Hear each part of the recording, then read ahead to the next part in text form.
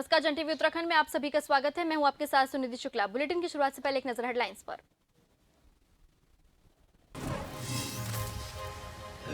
देहरादून में भर्ती घोटालों की जांच की मांग पर करने पर मिली लाठी, बेरोजगारों को दौड़ा दौड़ा कर पीटा, कई प्रदर्शनकारी घायल।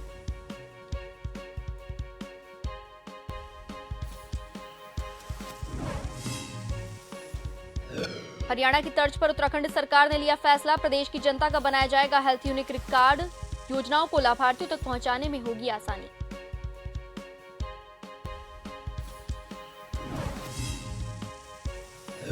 चंपावत प्रभारी रेखा आर्या ने ली भाजपा जिला कार्य समिति की बैठक, आगामी लोकसभा और निकाय चुनावों को लेकर दिए निर्देश, कहा बीजेपी हर चुनौती का सामना करने को तैयार।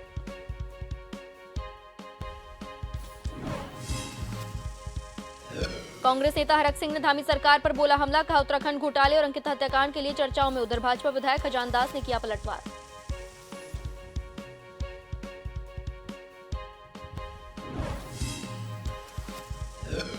बरसाती सीजन शुरू होने से पहले ही दूर नगर निगम हुआ चौकन्ना, नदी नालों की सफाई के लिए शुरू किया अभियान, शहर के 60 जगहों पर 4 माह तक चलेगा स्वच्छता अभियान।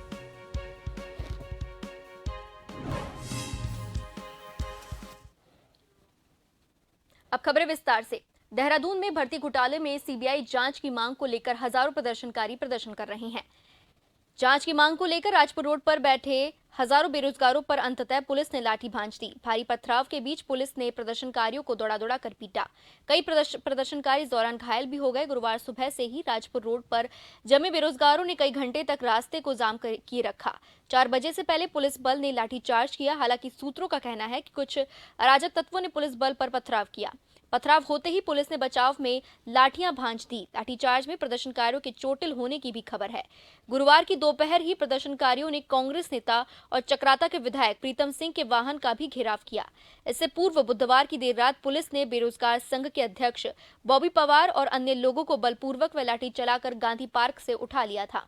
इसके बाद गुरुवार की सुबह हुए प्रदर्शन से तनाव गहराया हुआ था।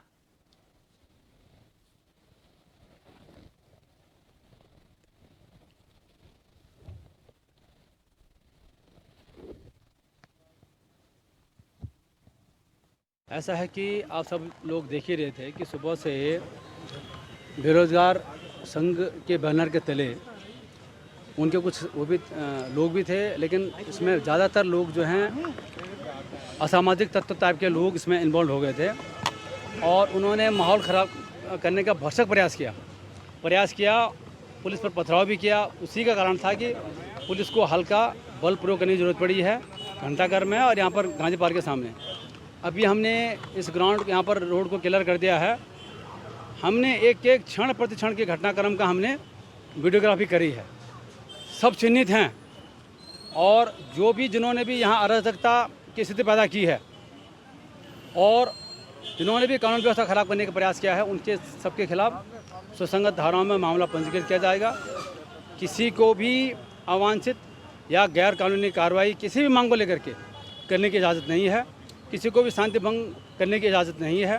ऐसे सारे तत्वों के खिलाफ कार्रवाई की जाएगी। अब खबर हरिद्वार से है, जहां खनन व राजस्व विभाग की टीम द्वारा खनन विभाग कार्रवाई से क्षेत्र में हड़कंप मच गया। खान अधिकारी प्रदीप कुमार व तहसीलदार हरिद्वार रेखा आर्य के नेतृत्व में खनन व राजस्व विभाग की टीम द्वारा भोगपुर क्षेत्र में अवैध खनन और परिवहन का औचक निरीक्षण किया गया, जिसमें मौके पर कोई अवैध खनन करते नहीं पाया गया, परंतु एक स्थान पर अवैध खनन किए जाने की बात सामने आई। अवैध खनन की शिकायत के दौरान आज हमारी टीम और राजस्व विभाग द्वारा तहसील हरिद्वार के भोगपुर क्षेत्र में कार्रवाई की गई है, जिसमें एक स्टोर कीपर के पीछे बहुत बड़ा गड्ढा पाया गया था, जिसमें लगभग 70 लाख की पेनाल्टी लगा दी गई है और साथ में 3 स्थानों पर अलग अलग अवैध खनन पाया गया था। जिस भूमिधर की भूमि होगी उसकी पैमाइश कर दी गई और उन्हीं पर पेनाल्टी लगा दी जाएगी। अवैध खनन की कार्रवाई लगातार चालू रहेगी। वहीं लक्सर में तहसील प्रशासन द्वारा चौपाल कार्यक्रम लगाकर ग्रामीणों की समस्याओं को सुना गया, जिसमें एसडीएम सहित अलग अलग विभागों के अधिकारियों ने ग्रामीणों की समस्याओं को सुना। इस दौरान गांव की एक विधवा महिला ने चौपाल कार्यक्रम में मौजूद चकबंदी विभाग के कानूनगों पर अपनी जमीन को इधर से उधर करने का आरोप लगाया। यहां तक कि एसडीएम को भी नहीं बख्शा, उन पर भी रिश्वत लेने का आरोप लगाया गया। महिला का आरोप है कि चकबंदी विभाग के अधिकारियों द्वारा उनकी जमीन को काट काट कर फ्रंट से हटाकर अलग जगह गड्ढे में दी जा रही है, जो उनकी लगभग 100 साल पुरानी जमीन है। जिसमें उनके परिवार के लोग भी दफन हैं। उनका कहना है कि हमारी जमीन वहीं रहनी चाहिए।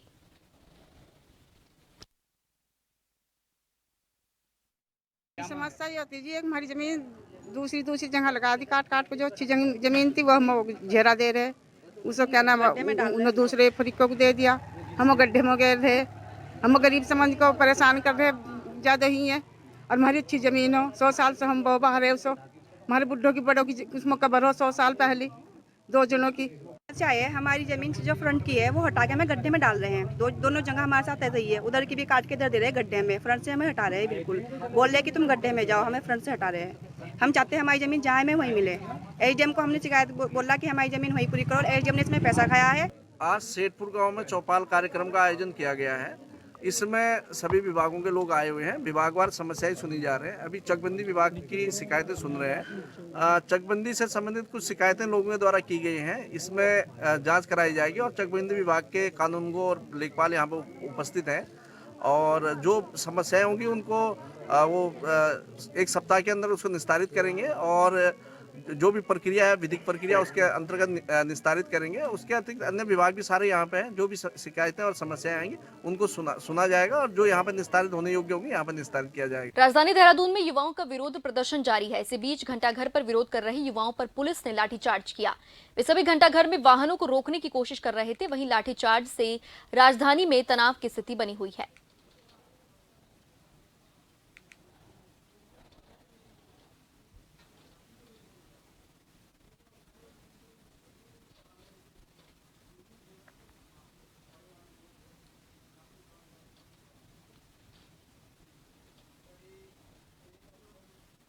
रुड़की के पिरान कलियर क्षेत्र के रहमतपुर ग्राम में बुधवार की रात चोरों ने चलती लाइन के ट्रांसफार्मर से तार और सभी उपकरण चोरी कर लिए।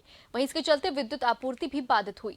आपको बता दें कि पिरान कलियर क्षेत्र में बेखौफ चोरों द्वारा एक बार फिर चलती लाइन से 250 केवी के ट्रांसफार्मर से तार, तेल और सभी उपकरण चोरी कर लिए गए। वहीं 1 सप्ताह पूर्व भी मेवड़ कला ग्राम में भी चोरों द्वारा इस तरह की चोरी की घटना को अंजाम दिया गया था। थाना पिरान कलियर प्रभारी निरीक्षक जहांगीर अली ने बताया कि देर रात अहमदपुर ग्राम में चोरों के द्वारा ट्रांसफार्मर से सामान चोरी कर लिया गया है। आसपास लगे सीसीटीवी कैमरे खंगाले जा रहे हैं।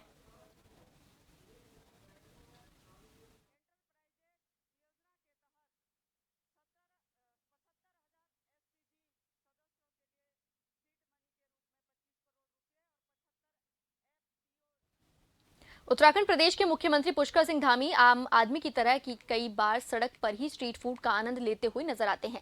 ऐसा ही एक नजारा देखने को मिला जब मुख्यमंत्री पुष्कर सिंह धामी ने रुद्रपुर रोड स्थित अग्रवाल मार्ट के सामने चिरंजीवी लाल मूंगफली वाले के ठेले पर पहुंचकर मूंगफली ली और उसके बाद मूंगफली का स्वाद चखा। सीएम धामी ने अनमोल गजक वालों से गजक भी ली।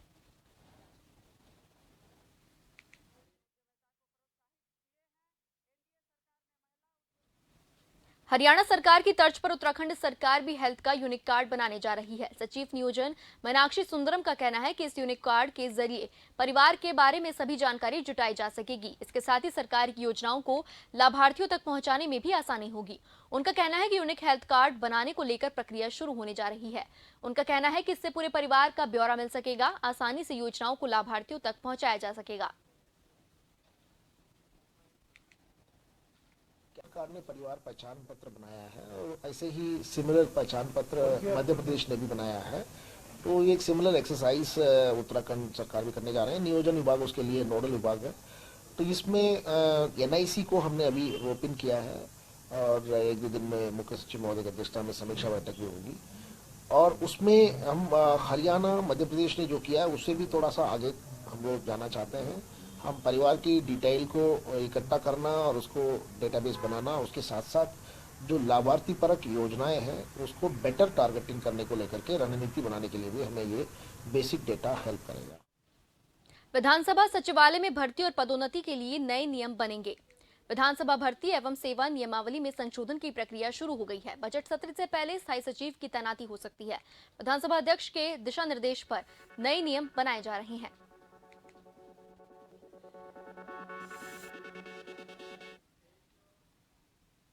चंपावत जिले की प्रभारी मंत्री और उत्तराखंड सरकार में कैबिनेट मंत्री रेखा आर्य ने भाजपा जिला कार्य समिति की बैठक ली। बैठक से पूर्व मंत्री रेखा आर्य का जिलाध्यक्ष और कार्यकर्ताओं ने भव्य स्वागत किया, जिसके बाद दीप प्रज्वलन और वंदे मातरम के साथ बैठक की गई। बैठक में मंत्री रेखा आर्य ने कार्यकर्ताओं को आगामी चुनावों को लेकर जरूरी दिशा निर्देश दिए। इस अवसर पर प्रभारी मंत्री ने कार्यकर्ताओं को आगामी चुनावी रणनीति को धार देने के साथ ही ठोस कार्य योजना को अंतिम रूप दिया।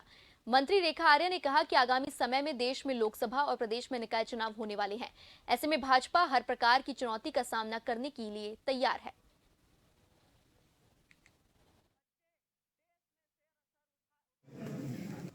ऊपर से ली गई ऊर्जा को नीचे तक पहुंचाने का क्रम जो है यह बनता है।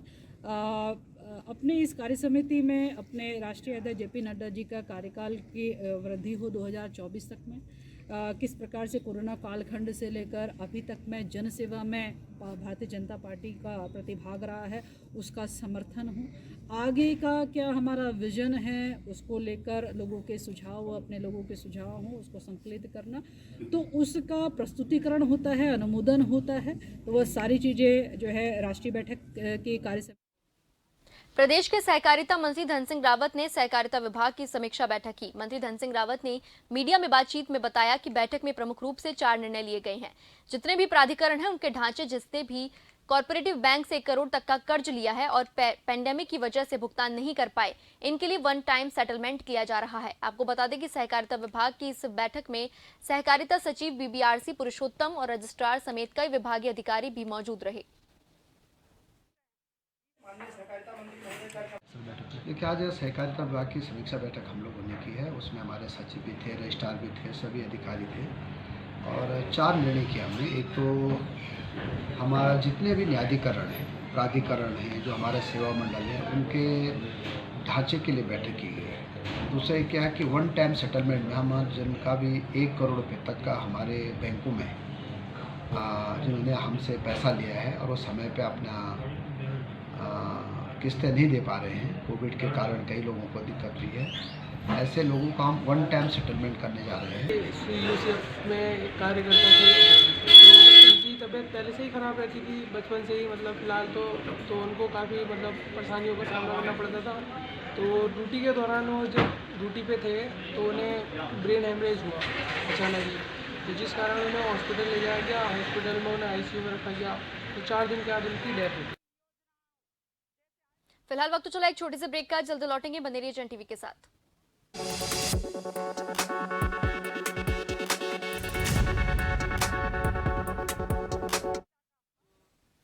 ब्रेक के बाद आप सभी का फिर से स्वागत है। राज्य महिला आयोग की उपाध्यक्ष सायरा बानो ने हल्द्वानी के नारी निकेतन का निरीक्षण किया। इस दौरान नारी निकेतन में रह रही महिलाओं के खाने पीने और रखरखाव की व्यवस्थाओं का जायजा भी लिया गया। मीडिया से बात करते हुए सायरा बानो ने बताया कि नारी निकेतन की व्यवस्थाओं को देखकर वह संतुष्ट है, क्योंकि यहाँ सभी व्यवस्थाओं को ठीक तरीके से किया गया है। इसके अलावा यहाँ पर रही महिलाओं को स्वावलंबी और आत्मनिर्भर बनाने के लिए प्रशिक्षण भी दिया जा रहा है, जिनमें सिलाई, कढ़ाई और हथकरघा प्रशिक्षण से इनको प्रशिक्षित कर आत्मनिर्भर बनाने का कार्य किया जा रहा है। वह समय समय पर इसलिए निरीक्षण करती है कि सरकार की योजनाओं का लाभ धरातल पर पहुंच रहा है या नहीं। आज हल्द्वानी नारी निकेतन का निरीक्षण किया गया और यहाँ पर जो भी निरीक्षण के दौरान सारी चीज़ें सामान्य दिखाई दी और इनके जो भोजन है, दिया जाने वाला भोजन भी सामान्य था और जो रहने की जो कक्ष था और जो सब कुछ मतलब साफ़ सफाई भी सामान्य दिखाई दी और साफ़ सफाई भी थी और रहने का जो रूम था वो भी साफ़ था। हल्द्वानी में भाजपा जिला कार्य समिति ने पूर्व बजट पर चर्चा कार्यक्रम का आयोजन किया गया, जिसमें भाजपा प्रदेश महामंत्री खिलेंद्र चौधरी ने कार्यकर्ताओं को संबोधित किया। इस दौरान उन्होंने कहा कि बजट में केंद्र सरकार ने ऐतिहासिक विकास कार्यों की दूरगामी सोच का खाका खींचा है। प्रदेश महामंत्री खिलेंद्र चौधरी ने कहा कि न सिर्फ रक्षा क्षेत्र में ऐतिहासिक बजट बढ़ाया गया है, बल्कि किसानों के लिए ऐतिहासिक प्रावधान इस बजट में किए गए हैं। उत्तराखंड में जहां रेलवे के विस्तार के लिए बजट दिया गया है, तो वहीं अंत्योदय से जुड़े आम गरीब लोगों के लिए बजट में विशेष प्रावधान किया गया है। खिलेंद्र चौधरी ने कहा कि केंद्र सरकार का यह बजट मोदी सरकार की विजन 2050 को दर्शाता है। देखिए, सबका साथ सबका विकास और गरीबी उन्मूलन के लिए मोदी सरकार के किए गए प्रयास, ये सब जग जाहिर है। और इस बजट की चर्चा जो 2023-24 का बजट आया है, देश में ही नहीं पूरी दुनिया में है। कि पूरे देश के अंदर जिस तरीके का बजट भारतीय जनता पार्टी की सरकार ने प्रस्तुत किया है, इससे ये 2023 और 24 का ही रोड मैप नहीं बनता, 2050 तक का रोड मैप इसमें दिखाई देता है। कांग्रेस के वरिष्ठ नेता हरक सिंह रावत ने मुख्यमंत्री पुष्कर सिंह धामी पर निशाना साधते हुए कहा कि धामी किस बात के धाकड़ है। उत्तराखंड अपने धार्मिक पर्यटन स्थलों के लिए प्रसिद्ध है, लेकिन आज देश भर में उत्तराखंड घोटालों और अंकिता हत्याकांड के चलते चर्चाओं में है। ऐसे में भाजपा जिस धाकड़ धामी की बात करती है, वह धाकड़ धामी कहीं दिखाई ही नहीं दे रहा। वहीं भाजपा विधायक खजान दास ने हरक सिंह के बयान का पलटवार किया। उन्होंने कहा कि मुख्यमंत्री पुष्कर सिंह धामी धाकड़ धामी के रूप में अपनी पहचान बना चुके हैं और उनके द्वारा लिए गए निर्णय उनके धाकड़ होने का प्रमाण देते हैं।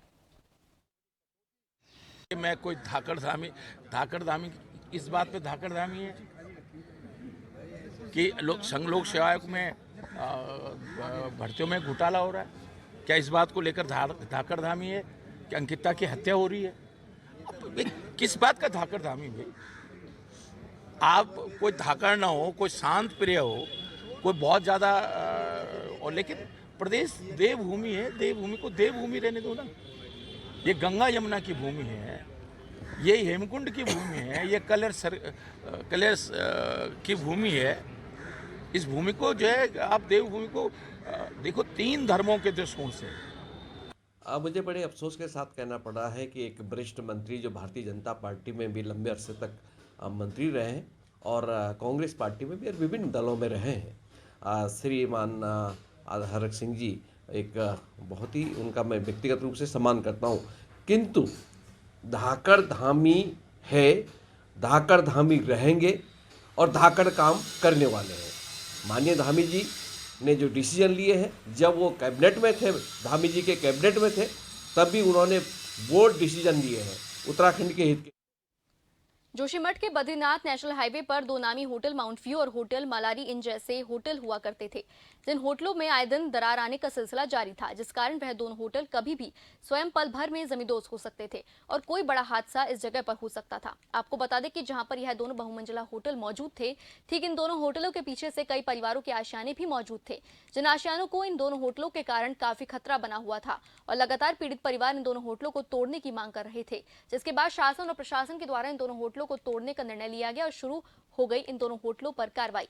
वहीं अब तक 3 मंजिल को प्रशासन के द्वारा जमींदोज किया गया है और अभी भी 2 मंजिला इमारत बाकी है, जिन्हें तोड़ने में बताया जा रहा है कि करीबन 1 हफ्ते का समय और लग सकता है। फर्जी BAMS डिग्री मामले में पुलिस द्वारा लगातार भंडाफोड़ किया जा रहा है। थाना नेहरू कॉलोनी पुलिस टीम द्वारा इस मामले में अब तक 14 गिरफ्तारी की जा चुकी है। SSP दिलीप सिंह कुंवर ने प्रेस वार्ता कर जानकारी देते हुए बताया कि BAMS फर्जी डिग्री मामले में अशफाक को गिरफ्तार किया गया, जो कि जिला सहारनपुर निवासी है। इसके अलावा ज्योति को गिरफ्तार किया गया, जो जिला हरिद्वार की रहने वाली है। पुलिस पूछताछ में ज्योति ने बताया कि वह छटमुलपुर एक कॉलेज में रिसेप्शनिस्ट का कार्य करती थी।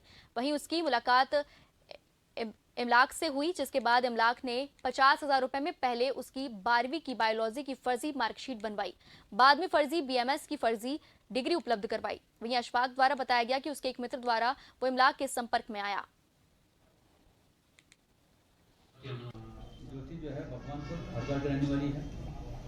इसने इमलाक के माध्यम से एक तो 12वीं का जो है बायोलॉजी सब्जेक्ट के साथ सर्टिफिकेट फर्जी बनाया और उसके आधार पर फिर जो है इसने BAMS का डिग्री जैसे अन्य लोगों को उपलब्ध कराया, इसको भी उपलब्ध कराया गया। दूसरा एक इशफाक है, अशफाक, ये आपका सहारनपुर करने वाला है। इसको भी इमलाक के माध्यम से जैसे अन्य लोगों को एक फर्जी जो सर्टिफिकेट दिया गया BAMS का, वो है। पिछले 2006 से लेकर जोगीवाला सड़क के चौड़ीकरण के मामले को लेकर स्थानीय लोग, दुकानदार और किराएदार सरकार से विस्थापित करने की मांग कर रहे हैं, लेकिन समय समय की सरकार ने इनकी मांगों पर ध्यान नहीं दिया, जिसे लेकर यह लोग विरोध करने पर मजबूर है। वहीं स्थानीय दुकानदार रमेश कुमार की माने तो PWD उन्हें नोटिस भी जारी कर चुका है, जिससे कि उन लोगों पर अब रोजी रोटी का संकट भी खड़ा हो गया है। आपको बता दें कि हाल ही में PWD द्वारा जोगीवाला में तोड़फोड़ भी किया गया, जिसका दुकानदारों ने विरोध जताना शुरू कर दिया। इसके साथ ही उन्होंने कहा कि सरकार ने जल्द ही उन्हें कहीं और विस्थापित नहीं किया तो वह सरकार के खिलाफ सड़कों पर उतरेंगे। कोटद्वार नगर निगम ने पुलिस के साथ संयुक्त टीम बनाकर शहर में अतिक्रमण हटाओ अभियान चलाया। हालांकि इस दौरान कई तरह के भेदभाव निगम के कर्मचारियों द्वारा देखने को मिले। जहां कुछ अतिक्रमणकारियों के चालान किए गए तो कुछ को ही ऐसे छोड़ दिया गया, जिससे निगम की टीम पर सवाल उठने लगे हैं।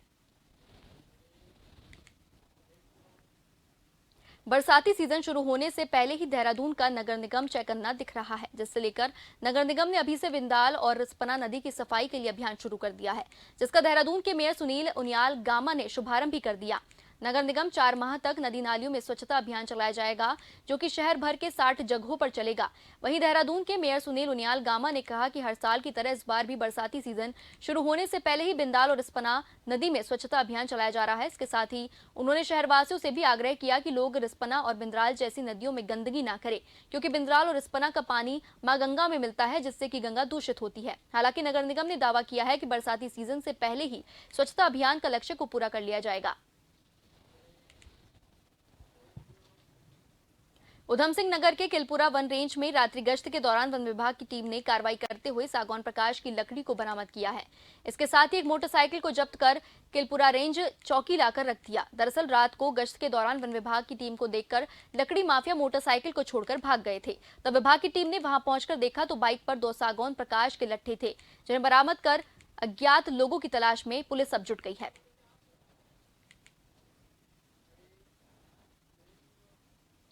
एसएसपी पंकज भट्ट के निर्देश पर इन दिनों पुलिस स्मैक और बढ़ती आपराधिक घटनाओं के खिलाफ लगातार अभियान चला रही है। काठगोदाम पुलिस और एसओजी टीम ने 105 ग्राम स्मैक के साथ एक तस्कर को गिरफ्तार किया। पकड़ा गया तस्कर उत्तर प्रदेश के बदायूं का रहने वाला है, जो लंबे समय से स्मैक की तस्करी कर रहा था। वहीं दूसरी तरफ मुखानी पुलिस ने एक चैन स्नैचर को गिरफ्तार किया। पकड़ा गया चैन स्नैचर अनुराग गंगवार पीलीभीत का रहने वाला है। एसएसपी पंकज भट्ट ने बताया कि चैन स्नैचिंग की घटना के खुलासे के लिए पुलिस ने 100 से ज्यादा सीसीटीवी कैमरे चेक किए, जिसके बाद यह शातिर चैन स्नैचर को गिरफ्तार किया गया है।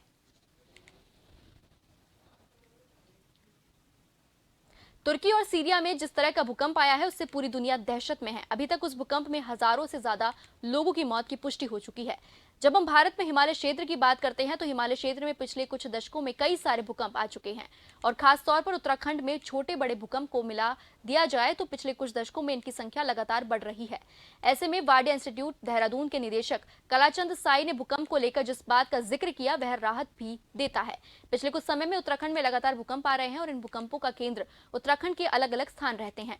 वहीं जिसका भूकंप 1991 में उत्तराखंड में आया था, वैसा भूकंप दोबारा नहीं आएगा। इस बात की पुष्टि तो कोई नहीं कर सकता, लेकिन इतना जरूर है कि भूकंप जैसी स्थिति से किस तरह से निपटा जाए, इसको लेकर तैयारियां कुछ हद तक की जा सकती हैं। वहीं जब हम भूकंप की बात करते हैं तो पिछले कुछ समय में उत्तराखंड में जो भूकंप आए हैं वह 3 से लेकर 4 रिक्टर स्केल पर ही दर्ज किए गए। इन्हीं सब खबरों के साथ फिलहाल के लिए जन टीवी उत्तराखंड में बस इतना ही। नमस्कार।